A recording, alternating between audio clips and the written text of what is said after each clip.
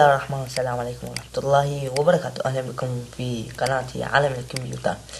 اليوم شرحنا لهذا اليوم سوف نتعلم طريقة تحميل وتثبيت برنامج سي كلينر، وهو برنامج مشهور جيد جدا. يعني أنصحك بتحميله لللابتوب الخاص بك. برنامج يعني فيه وظائف كثيرة جدا جدا. نبدأ على بركة الله الشعب. ندخل على هذا الرابط، سوف أضع تحت الفيديو. نسخ ونذهب إلى نافذة متصفح، نعطي لصق وانتر، نعطي بعد راح يعطيك تحميل مباشر، يعني مباشر بدون اعلانات وهاي السوالف. أنا أسهل عليكم التحميل. نعطي بدء التحميل. بعد التحميل راح نفتحه البرنامج، راح نفتحه ثم نضغط نعم. ننتظر قليل حتى يوجد لك تعريف الكمبيوتر بالكامل. نختار من هنا اللغة، هل يوجد اللغة العربية؟ نعم، هذه العربية. ثم نضغط نيكست، ثم ننتظر إعادة تشغيل البرنامج لأن غيرت اللغة.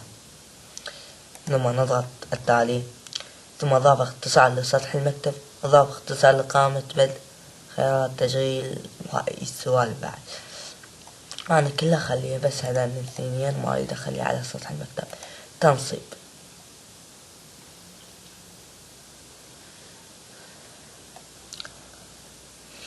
شوفوا التنصيب على السريع ما يطول معكم.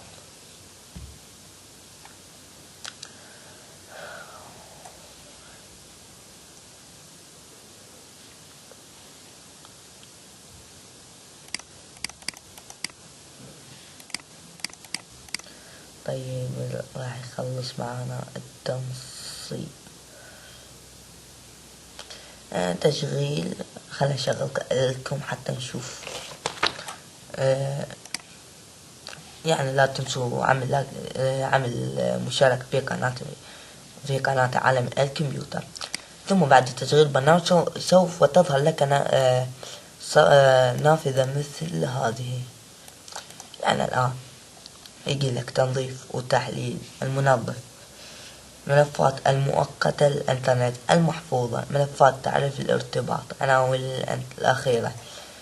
يعني هاي كله نخليه.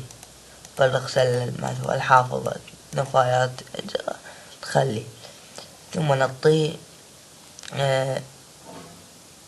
تنظيف، نقوم بحذف بشكل نعم حسنا. والآن يقوم بحذف يعني بتنظيف الكمبيوتر الخاص بك. أنا أوقفها، ما أريد أخر عليكم. طيب نروح على ثاني خيار، وهو ملفات مشاركة مفقودة. يعني موجودة عندي، موجودة أشياء مفقودة أو تعاريف. نضغط يعني نضغط على بحث عن المواد، راح يجي لنا المواد المفقودة أو التعاريف أو البرامج. راح أخليه يعني يكمل، بس خلنا نروح نشرح. هنا أدوات بدء التشغيل، انتظر يعني قليل. هاي البرامج تشتغل مع الويندوز. يعني هسه إذا شغلت مثلا نصبت برنامج وشغلت الويندوز الحاسبة، يعني قصدي هذه البرامج معها تشتغل. هاي الانترنت، محلل القرص.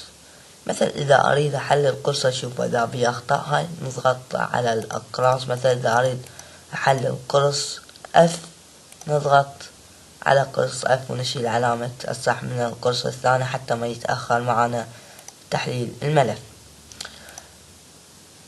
يعني هنا معنا يعني بشكل ملف مكرر يظهر لك.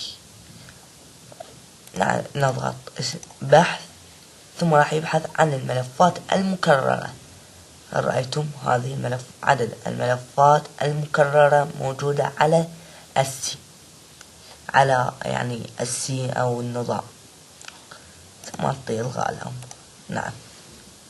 استعادة النظام. وما هي استعادة النظام؟ يعني آخر شيء مسحت لعبة جاتا 2015 وجيت أمسحها هاي إلى الحرب، ولكن أنا ما مسحتها. مثل هذه أريد أهمي أمسحها، بس ما أريد أمسحها عوفها. هنا وحدة طمس القرص، مثل يعني إذا شلون تقول الفارمت أو هاي السوالف، بس ما علينا. هنا إلغاء تثبيت البرامج الموجودة على الكمبيوتر. يا شباب نرجع من زائد مشاهد في قناة عالم الكمبيوتر.